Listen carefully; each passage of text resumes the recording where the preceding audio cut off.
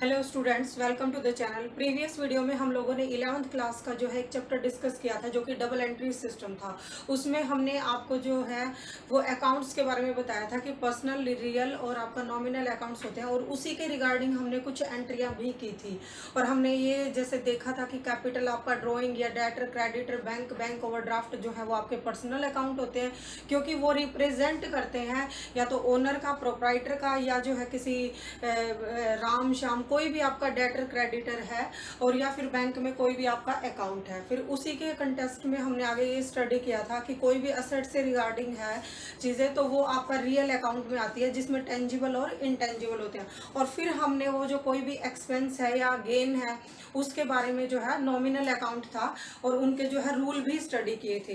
देखिए, journal entries जो है वो आपके 11th क्लास का या किसी भी कॉमर्स जो एक स्टूडेंट है, कॉमर्स जो सीखना चाहता है, जिसको अकाउंटिंग में अपना करियर बनाना है, उसके लिए जर्नल एंट्रीज का जो है करना या उनको सीखना। जैसे आप मैथ्स के जो है फॉर्मूला या जो मैथ्स का जो है आप 1 2 3 जो सीखते हैं, इंग्लिश के आप अल्फ़ाबेट सीखते हैं, वैसे ही अकाउंट्स के लिए एंट्रीज हैं। तो सबसे पहले आपको एंट्रीज का पता होना चाहिए या अकाउंट का पता होना चाहिए कि वो किस तरह का अकाउंट है और वो कहाँ पे रिलेट करता है।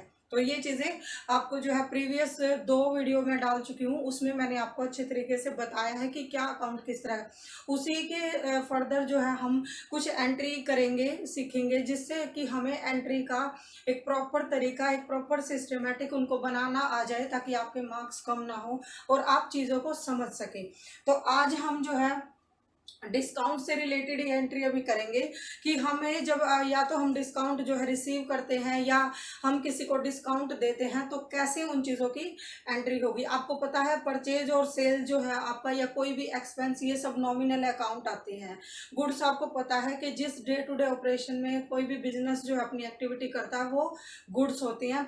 बाकी अगर कोई चीज़ें एसेट्स खरीद के लाते हैं तो वो उनकी काउंटिंग जो है एसेट्स में होती है और वो रियल अकाउंट बन जाते हैं। कोई भी फर्नीचर आपका, कोई भी मशीनरी है, कोई भी आपका लैंड, बिल्डिंग, प्लांट, मशीनरी, कुछ भी हो सकता है ये चीज़ें। और इस चीज़ का ध्यान रखेंगे कि कैश जो है आपका वो रियल अकाउंट है, जिस पे रूल ये लगेगा debit what comes in, credit what goes out. और बैंक जो है आपका वो पर्सनल अकाउंट है, उस पे जो है debit the receiver, credit the giver rule लगेगा। तो ये चीज़ें आप ध्यान रखेंगे। उसके बाद अभी जो है 2-3 एंट्री करते हैं उस डिस्काउंट से रिलेटेड, फिर उसके बाद आप ये एंट्री करने लगेंगे खुद से। तो जैसे अभी यहाँ पे हम लोगों ने एक एग्जांपल लिया है कि हमने किसी से भी XYZ जो है किसी से भी हमने परचेज करी है 1 लाख की, तो इस पे जो है 20% ट्रेड डिस्काउंट है। मैंने बेसिक अकाउंटिंग टर्म में आपको क्लियरली ये चीज़ बताई है कि ट्रेड डिस्काउंट जो होता है वो आपको जो है लिस्ट प्राइस पे या जो आपका एक MRP होता है उस पे हमें ये डिस्काउंट मिलता है, और इसकी एंट्री हम नहीं करते। सपोज आप कोई भी बुक लेने जाते हैं, आप पूछते हैं ना कि भाई डिस्काउंट कितना है, जैसे 1000 है कि 20% है, तो आप उसको 800 पे करके आते हैं। तो ट्रेड डिस्काउंट जो है उसकी एंट्री हम नहीं करते। कैश डिस्काउंट क्या होता है कि आप जितनी जल्दी जो है कैश पेमेंट करेंगे या कैश आपको मिलेगा तो उस पे ये कैश डिस्काउंट दिया जाता है। तो यहाँ पे ये चीज़ है। तो यहाँ पे दोनों चीज़ें कंबाइन करी गई है। ये दोनों जो है आपका, अगर आपको डिस्काउंट रिसीव हुआ है तो वो इनकम है, तो credit all the income and gains. अगर आपने गिवन है, दिया है, तो वो आपके लिए लॉस हो जाएगा। तो यहाँ पे जो है अब 1 लाख की आप लोगों ने परचेज करी है, तो परचेज की एक सिंपल सी एंट्री है। परचेज मान लिया कि जैसे एक्स से करी है, परचेज की आपको पता है सिंपल एंट्री कि purchase account debit to cash होती है।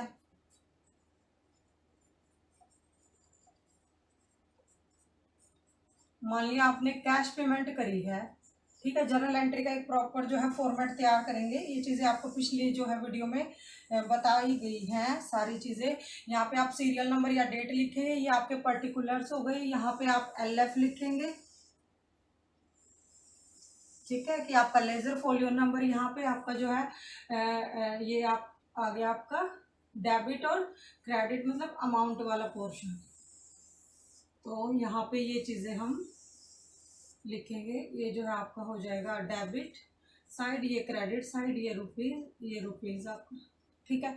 तो purchase account debit to cash होता है क्योंकि हमारे पास जो है गुड्स आई हैं, और जो कैश जो है आपका वो आपने दिया होगा। कैश आपका जो है क्या है, वो रियल अकाउंट होता है। तो यहाँ पे आपका क्या होगा कि आपने जो है परचेज, आपका नॉमिनल अकाउंट है, debit all the losses and expenses, credit all the income and gains. तो यहाँ पे आपका क्या हुआ है कि परचेज जो है आपका वो आपने खर्चा किया है, तो यहाँ पे आ जाएगा purchase account debit to cash. अब ये कितने की है, 1 लाख की है।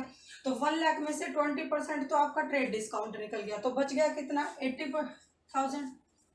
तो यहाँ पे आपका जो है 80,000 की जो है आपने परचेज करी है। तो 80,000 की आपने परचेज किया, 5% आपने जो पेमेंट करी है वो आपको जो है कैश डिस्काउंट जो है वो मिला है। ठीक है, आपने परचेज मतलब आपको जो है एक इनकम हुई है, ये कैश डिस्काउंट आपको मिला है कि आपको 80,000 पे करने थे लेकिन आपने उसी टाइम पेमेंट कर दिया, तो आपको 5% एक्स्ट्रा डिस्काउंट मिल गया। तो आप 80,000 का 5% निकालेंगे, कितना आ गया, 4,000 आ गया यहाँ पे। तो आपको पेमेंट तो करनी थी 80,000 की, लेकिन आपने उसी टाइम सारी पेमेंट कर दी है, तो आपको 80 नहीं देने, आपको देने हैं 80 माइनस 4, 76,000। तो आप यहाँ पे एंट्री करोगे, आपका जो है परचेज करी है आपने, परचेज आपकी डेबिट हो गई। अब आपके पास से गया क्या होगा, आपने जो है कैश पेमेंट करी होगी ना उसको, तो कैश जो है आपका रियल अकाउंट है, क्रेडिट द गिवर, जो चीज गई है आपके पास। उसके बाद डिस्काउंट जो है क्या हुआ है, रिसीव हुआ है आपको। डिस्काउंट रिसीव्ड क्या होता है, credit all the income and gains. Discount received आपका नॉमिनल अकाउंट है, तो इस पर थर्ड वाला रूल जो है उसका सेकंड पार्ट लगेगा। थर्ड रूल आपका क्या है, debit all the expenses and losses, credit all the income and gains. तो यहाँ पे जो आपकी एंट्री बनेगी वो टू डिस्काउंट रिसीव्ड, ये आपकी एंट्री हो गई। तो यहाँ पे आपका LF आ जाएगा, जो भी आपका लेजर फोलियो नंबर है। परचेज कितने की हुई है टोटल आपकी, मैंने बोला आपको कि ट्रेड डिस्काउंट की एंट्री हम नहीं करेंगे, तो टोटल जो आपकी परचेज कितनी है वो 80,000 की है, क्योंकि आपने जो है ट्रेड डिस्काउंट माइनस कर दिया है। अब उसमें से आपने कैश कितना पे किया होगा, 76,000। 4,000 आपका जो है वो डिस्काउंट आपको मिल गया। Credit all the income and gains, nominal account का रूल फॉलो होगा। अब यहाँ पे जो है आप एंट्री नरेशन लिखेंगे, ये कैलकुलेशन आप नीचे वर्किंग नोट में करेंगे। जब आपका ये जो है एक फॉर्मेट ड्रा करने के बाद नीचे वर्किंग नोट आपका बच जाता है, तो ये कैलकुलेशन आप वर्किंग नोट में करके दिखाएंगे कि आपने किस तरह से कैलकुलेशन की है। तो आपका 20% जो है वो ट्रेड डिस्काउंट लेस होके बच गया 80,000। 80 पे 5% जो है वो आपको कैश डिस्काउंट मिला है, डिस्काउंट रिसीव्ड हो गया आपको 4,000 का। तो उसके बाद जो है टोटल दोनों का देखेंगे सेम है, 76 प्लस 4, 80,000। तो यहाँ पे जो है आप लिखेंगे कि परचेज फॉर कैश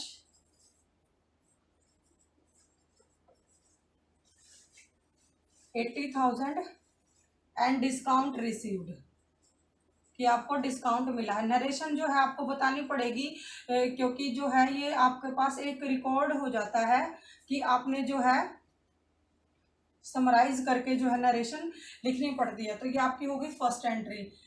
यहाँ पे ऐसे अच्छे से बिल्कुल एक फॉर्मेट के अकॉर्डिंग तैयार करेंगे हम लोग जर्नल एंट्रीज को। सेकंड पे आपका आता है, अब ये तो हो गया आपको कि आपने परचेज की है और आपने उसी टाइम कैश पेमेंट कर दी है, तो आपको कैश डिस्काउंट मिला है।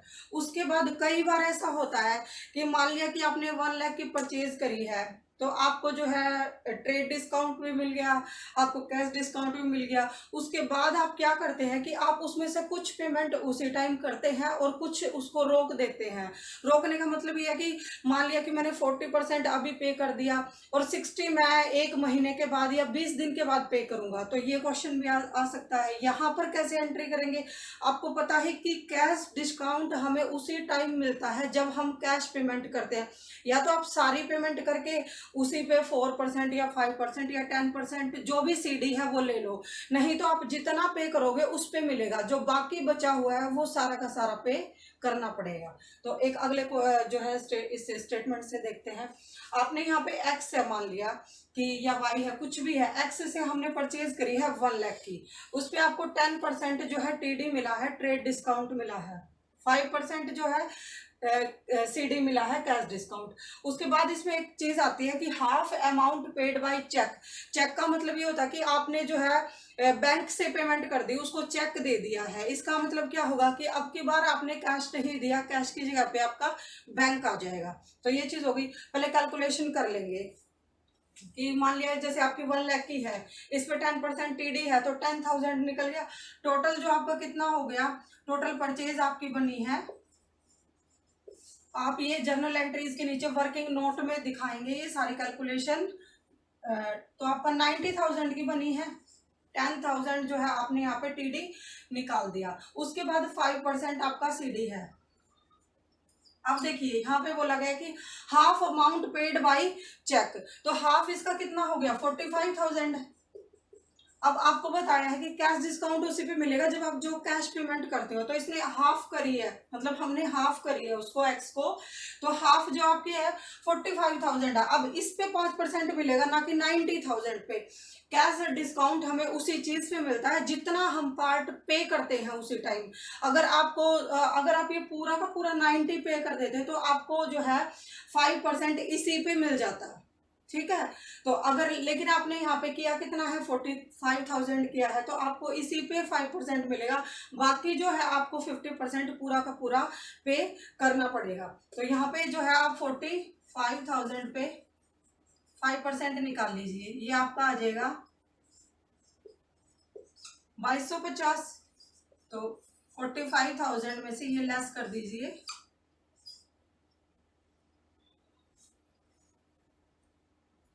ये आपके पास आ गया 42,750, ये चीज आ गई हमारे पास। ठीक है, तो उसके बाद हम एंट्री कैसे करेंगे। अब देखो परचेज है आपकी, सेम वही परचेज अकाउंट डेबिट, ये आपने जो है कितने में करी है 90,000 आपका।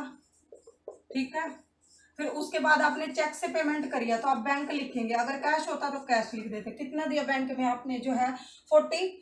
अब देखो 45,000 की जो है ये थी, आपने जो बैंक से पेमेंट करी है। अब जितनी बैंक से पेमेंट करी है उस पर आपको सीडी भी मिला है, तो आपने जो टोटल पेमेंट है वो ये करी है, क्योंकि आपने जो है डिस्काउंट रिसीव कर लिया है। तो ये जो है आपका 42,000 बैंक में आपका क्या चला जाएगा 42,750। उसके बाद 2 डिस्काउंट रिसीव्ड। ठीक है, तो उसके बाद ये आपका डिस्काउंट जो है 2,250 ये आ जाएगा आपका। उसके बाद आपको जो है बाकी की जो पेमेंट वो भी तो करनी पड़ेगी ना, वो आप कितने दिन बाद करते हैं वो एक अलग एंट्री, अलग जो है आपका अलग से जब कोई वैसी स्टेटमेंट आएगी कि उस दिन आपने 1 महीने बाद या 2 महीने बाद पेमेंट करी है तो वो उस टाइम पे करेंगे। लेकिन यहाँ पे अभी क्या हुआ है, अभी हमारा क्रेडिटर इंक्रीज हो गया है ना, हमें वो कुछ ना कुछ पे तो करना पड़ेगा ना उसको। तो आप जो है 2x कर देंगे, एक्स अकाउंट, एक्सिस अकाउंट की ये जो है एक्स के खाते में अभी आपको जो है कितने देने हैं 45,000, ये पूरे आपको 45,000 देने पड़ेंगे। अगर आप पूरा का पूरा 90 इसी टाइम पे कर देते तो आपका जो है डिस्काउंट बन जाता इस पे पूरा जो है 90 पे 5%, ये आपका हो जाता 4,000 जो है 500 ये चीज। लेकिन अभी आपने पेमेंट ही हाफ करी है तो उस हाफ पे आपको 5% डिस्काउंट मिलेगा। बाकी जो है 45 वो जब भी पे करेंगे तो पूरा करेंगे। ठीक है, ये चीज होगी। तो यहाँ पे जो है लिखेंगे purchase goods half on credit cash paid by, ऐसे लिख देंगे cash purchase goods half on credit half paid by cheque and discount received. तो ये आपकी जो है एक नरेशन आ गई।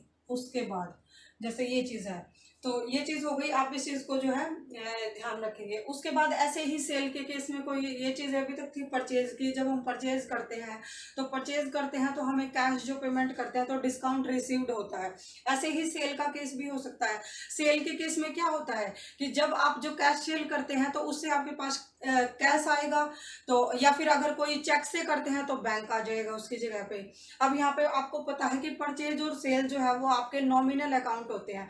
सेल जो है, परचेज आपका डेबिट होगा, और जो है सेल जो है आपका वो सेल जो है आपका क्रेडिट होगा, क्योंकि जो है उससे आपको पैसा जो है मिलेगा। तो ये चीज आपका यहाँ पे आ जाएगा। तो इसमें जो आपने 1 लाख की सेल करी है तो सेल का क्या रिजल्ट निकलेगा कि आपके पास कैश आएगा और सेल जो है आपका वो क्रेडिट में आ जाएगा।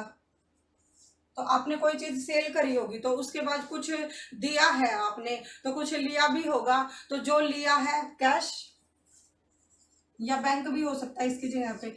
तो कैश जो है आपका क्या है, वो रियल अकाउंट है, डेबिट व्हाट कम्स इन, वो रूल लगेगा इस पे। ठीक है, तो ये आ गया डेबिट। कैसे किया आपने, सेल करी है, ये आ गई यहाँ पे। तो अभी जो है इसमें देखो ट्रेड डिस्काउंट भी है और जो है कैश डिस्काउंट भी है। यहाँ पे जो आपका कैश डिस्काउंट है वो आपको क्या होगा, वो आपके लिए नुकसान होगा, वो एक्सपेंस होगा। क्यों, जैसे आपको बताया है कि अगर आप कोई, अभी आप हमने परचेज की एंट्री देखी थी, अब हम सेल की एक एंट्री देखेंगे। सेल आपकी जो है वो 1 लाख की है, उसमें जो है ट्रेड डिस्काउंट 20% है और कैश डिस्काउंट आपका 10% है। सेल के केस में आप जब भी जो है डिस्काउंट देंगे तो वो आपके लिए लॉस होगा। लॉस क्यों होगा, अगर मिलना तो आपको था, जैसे ये कैश ट्रेड डिस्काउंट आप लेस कर देंगे इसमें से तो 80,000, तो और अब आपको मिल रहा है 72,000। जब आपको 80 की बजाय 72 मिले तो आपको 8,000 का बिजनेस के पॉइंट ऑफ व्यू से देखें तो लॉस हो गया। तो लॉस जो आपको ये डिस्काउंट अलाउड या रिसीव्ड जो भी है आपका, ये नॉमिनल अकाउंट होते हैं, इस पे जो है debit all the losses and the expenses, ये वाला रूल लगेगा। तो यहाँ पे आपका क्या हो गया कि आपको कैश कितना मिला है, आपको मिलना था 80, मिला है कितना, ये 10% और लेस कर देंगे यहाँ पे। सबसे पहले 20 की कोई एंट्री नहीं होगी, 80 बच गया, 80 पे जो है 10%, वो फिर बचा आपका 72,000। तो कैश जो है वो आपका आया आपके पास 72,000। उसके बाद डिस्काउंट आपने अलाउड किया है 8,000 का, कैसे आया है, सेल से आया है, तो ये आपका हो गया 80,000। अब एक चीज ये भी हो सकती है कि यहाँ पे जो है कई बार ऐसा होता है कि आपको जो है नहीं मिलता पैसा, पैसा नहीं मिलता मतलब उस टाइम पे कुछ भी नहीं मिलता, आपको वो क्रेडिट पे करनी पड़ती है सेल। तो यहाँ पे फिर क्या बनेगा, जैसे मान लिया आपने एक्स को सेल की है, एक्स को जो है सेल की है 50,000 की, ये कैश नहीं है, ये क्रेडिट है, और आपने जो है 10% का टीडी दिया है, टीडी मतलब ट्रेड डिस्काउंट। तो यहाँ पे क्या होगा, एक्स अकाउंट डेबिट, क्योंकि जो है एक्स आपके पास आ गया है डेटर के तौर पे, डेटर के तौर पे आपके पास एक्स आ गया, मतलब एक्स को अब पैसा देना पड़ेगा आपको। तो 10% जो है टीडी है यहाँ पे 5,000 हो गया, x account debit to sale आ जाएगा। आपने सेल की है, सेल जो है वो क्रेडिट होती है, परचेज जो है वो डेबिट होती है। तो यहाँ पे आपके पास एक्स आ गया, अब आपको जो है जब भी एक्स पेमेंट करेगा ना तो इस डेबिट को आप क्रेडिट करके खत्म कर देंगे। तो यहाँ पे जो है आपके पास आ गया डेबिट, कितने की आ गई ये, 45,000 की, क्योंकि आपने जो है 10% ट्रेड डिस्काउंट भी दिया है। तो आप यहाँ पे नीचे एंट्री नरेशन लिखेंगे कि sale to X on credit. उसके बाद जब भी 10 दिन बाद, 15 दिन बाद जो है, या मान लीजिए 15 दिन बाद जो है आपको एक्स पेमेंट करता है और आपकी और उसकी उसकी डील हुई है कि जब वो पेमेंट करेगा तो आप उसको 10% सीडी देंगे विद इन, जैसे अगर वो 15 डेज आपको पेमेंट करता है तो आप उसको 10% सीडी देंगे। तो यहाँ पे जो है आप क्या करेंगे, कैश आएगा आपके पास, आना कितना चाहिए था 45,000, 10% उसको सीडी देंगे तो 4,500 कट जाएगा उसमें से।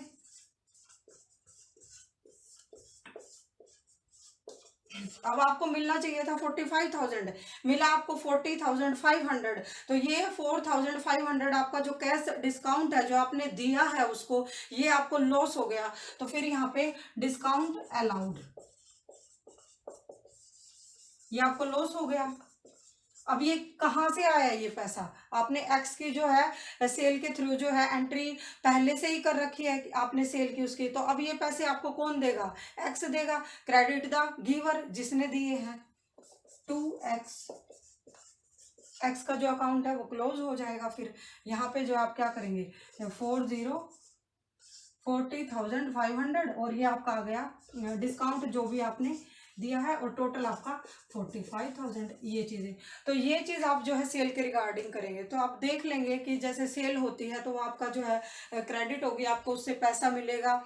वो पैसा आपको कैसे मिला है, ऐसा भी हो सकता है कि यहाँ पे ये जो है ना जैसे मान लिया कि इस 45,000 में से ये आपको कुछ पैसा बैंक में भी दे दे और कुछ कैश दे दे, तो यहाँ पे कैश और बैंक दोनों की एंट्री हो जाएगी। जैसे मान लिया कि इसमें से 40,500 में से हाफ पेमेंट जो है वो आपको कैश में करता है, हाफ आपके बैंक में करता है, तो यहाँ पे इसका जो हाफ है वो आप जो है ये हाफ जो है आपका कैश में चला जाता, और यहाँ पे फिर एक और चीज़ बैंक आके हाफ जो है वो बैंक में चला जाता, तो ये भी एक इसके एस्पेक्ट हो सकता है। तो इस तरह से आप जो है परचेज और सेल की डिस्काउंट के केस में एंट्री कर लेंगे। ठीक, चल। डिस्काउंट से रिलेटेड एंट्री करने के बाद हम लोग चलते हैं बैड डेट्स की ओर। बैड डेट्स आपको जो है बेसिक अकाउंटिंग टर्म में भी बताया था कि बैड डेट्स वो होते हैं जो अमाउंट आपको किसी भी डेटर से रिकवर नहीं होता। जब वो अमाउंट आपको रिकवर नहीं होता तो वो आपके लिए लॉस होता है, या बिजनेस के अगर हम पॉइंट ऑफ व्यू से देखें तो वो बिजनेस के लिए एक लॉस होता है। तो इस पे आप जो है नॉमिनल अकाउंट का रूल फॉलो करेंगे, यानी कि बैड डेट्स जो आपके वो लॉस होता है, आपके लिए एक एक्सपेंस होता है, ये मान लिया जाता है कि वो चीज़ें आपको नहीं मिलेगी। अब जैसे एक एग्जांपल लेते हैं कि एक्स से जो है आपको 10,000 रुपीज़ मिलने थे, इसमें जो है आपका 40% जो आपके बैड डेट्स हैं, मतलब आपको वो मिल नहीं सकते, तो इसका मतलब 60% आपको रिसीव होगा। ठीक है, तो अब इसका जो है एंट्री कैसे करेंगे, आपको कैश कितना मिलेगा? अब कैश अकाउंट डेबिट जो आपका 60% मिलेगा तो आपका 6,000 हो गया। यहाँ पे आप एक प्रॉपर फॉर्मेट तैयार करेंगे। ठीक है, और बैड डेट्स आपके पास कितने आ गए? डेबिट 4,000, 40% है, परसेंट भी हो सकता है या वैसे भी। टू जो है एक्स, एक्स से वाई से जिससे भी आपको पैसे मिलने थे, एक्स ने कितने देने से आपको 10,000, उसमें से आपको जो है 60% मिलेंगे। 40% जो आपके बैड डेट्स है, मतलब वो आपका खर्चा है, वो आपको जो है एक्सपेंस है। तो debit all the losses and the expenses. Cash जो आपका रियल अकाउंट है, तो डेबिट व्हाट कम्स इन, किससे मिला है? एक्स से मिला है। Credit the giver. तो आप ऐसे आप कोई भी एक अकाउंट भी पकड़ लेंगे तो उससे भी जो है एंट्री आपकी सोल्व हो जाएगी। तो इन चीज़ों को ध्यान रखें। उसके बाद एक दूसरी चीज़ आती है कि आपको के पास जो है डेप्रीशिएशन।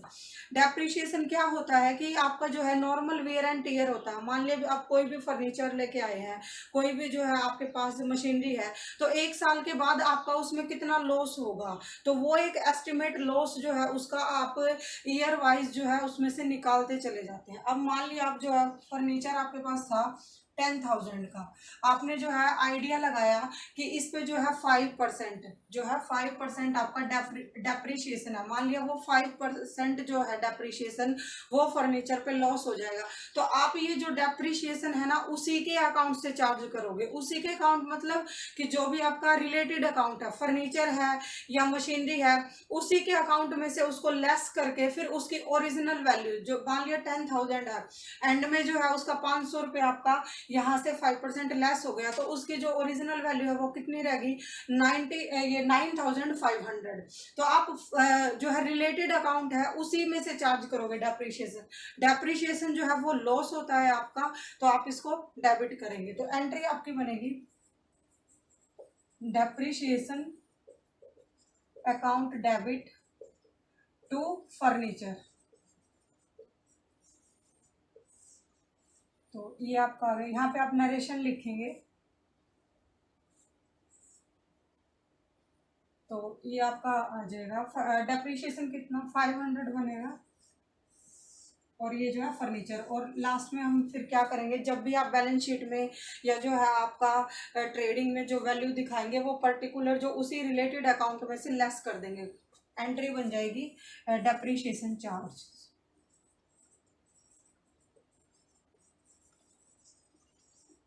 For furniture @5%। ठीक है।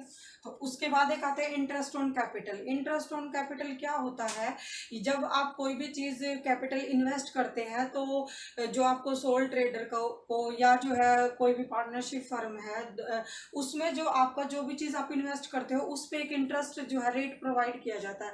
तो ये क्या होता है, ये बिजनेस के पॉइंट ऑफ व्यू से तो लॉस होता है। और जिसने अपनी, आपको पहले भी बताया है कि प्रोप्राइटर इन्वेस्टर और जो है कंपनी या आपकी फर्म या आपका सोल ट्रेडिंग जो बिजनेस है वो अलग अलग हैं, दोनों चीज़ें, दोनों के अकाउंट अलग अलग प्रिपेयर होंगे।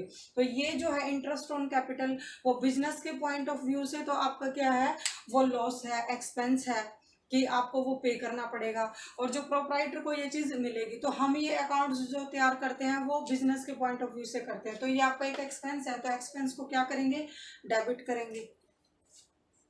तो interest on capital, debit all the losses and the expenses, debit to, अब ये जो भी है, मान लीजिए ये कैपिटल पे मिला है आपको, तो ये अल्टीमेटली कैपिटल को ही इंक्रीज करेगा, उसी के खाते में जाएगा। तो यहाँ पे जो है टू कैपिटल रिलेटेड अकाउंट से ही में ही आप डाल देंगे,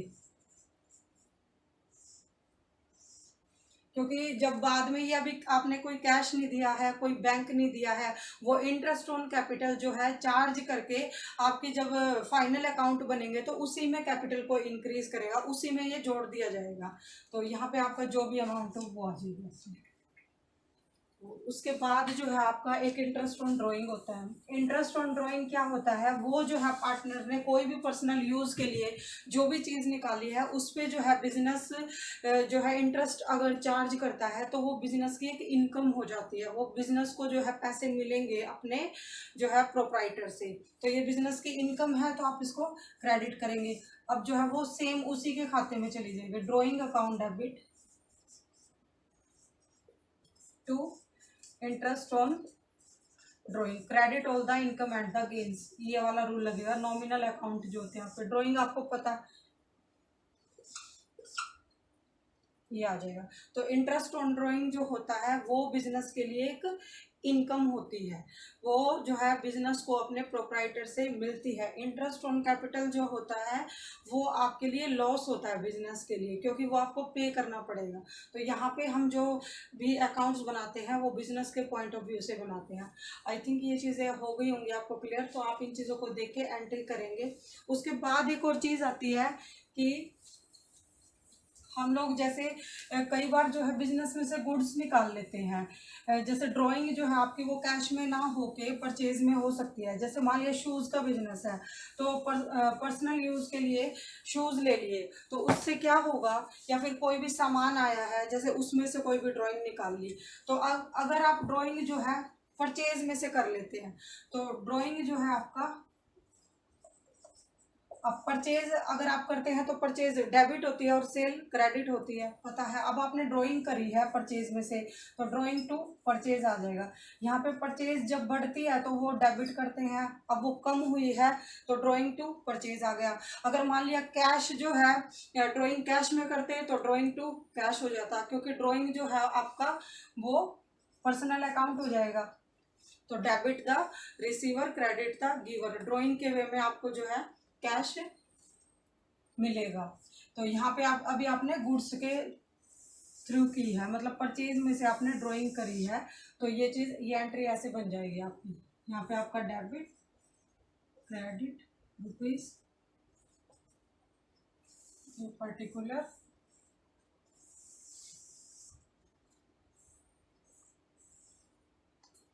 दूसरा एक पॉइंट आता है कि आप कोई भी चैरिटी करते हैं, चैरिटी वो कि आप किसी को जैसे डोनेशन करते हैं, दान करते हैं, वो पैसों का ना करके आप जो है जो गुड्स होते हैं उनका कर देते हैं। कोई भी गुड्स है आप वो गुड्स का जो है चैरिटी कर देते हैं। तो ये बिजनेस के पॉइंट ऑफ व्यू से एक एक्सपेंस हो गया। तो यहाँ पर जो है आपका थर्ड रूल फॉलो होगा।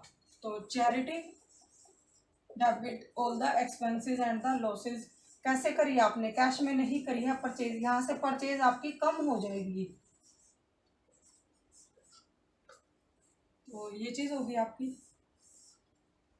ठीक है। जो भी अमाउंट है, अमाउंट जो है यहाँ पे आ जाएगी। उसके बाद थर्ड क्या होता है, कई बार आप एडवर्टीजमेंट एक्सपेंस करते हैं, तो जैसे कई बार जो है कुछ चीज़ें ऐसी होती हैं, आप फ्री में सैंपल दे देते हैं, मतलब आपको कोई भी, जैसे ये पेन है, पेन की अगर आपके पास जो है बिजनेस है तो आप फ्री में पेन देते हैं, तो पेन देते हैं तो ये आपकी गुड्स ही हो गई ना, तो आपका जो है फिर यहाँ पे क्या आ जाएगा, ये आपने एडवर्टीजमेंट के लिए यूज़ किया है, तो यहाँ पे जो है एडवर्टीजमेंट एक्सपेंस, जैसे सैंपल दे देते हैं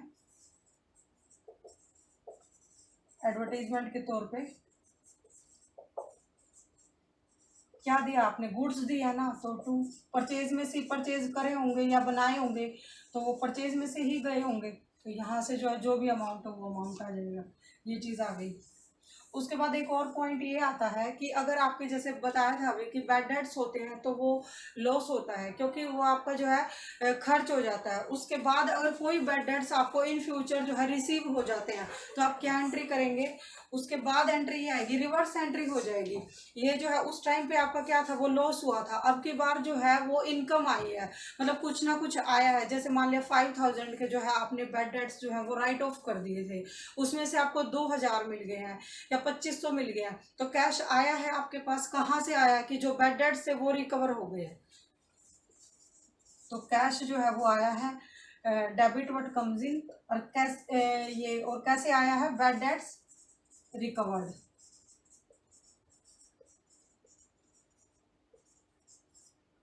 तो जो भी आया है आपके पास वो हो जाएगा।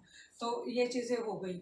तो आई थिंक आपका जो है जर्नल एंट्रीज का टॉपिक कवर हो गया है। अगर उसके बाद भी आपको जैसे कोई प्रॉब्लम आती है तो हम फिर किसी वीडियो में डिस्कस करेंगे, नहीं तो आप जो है आप कमेंट में मुझे डाल सकते हैं कि कोई प्रॉब्लम है आपको। तो जर्नल एंट्री का ये टॉपिक जो है आपका ऑलमोस्ट कवर हो गया है। बैंक से रिलेटेड कुछ जो है एंट्री है वो फिर हम किसी नेक्स्ट वीडियो में डिस्कस करेंगे। Thank you.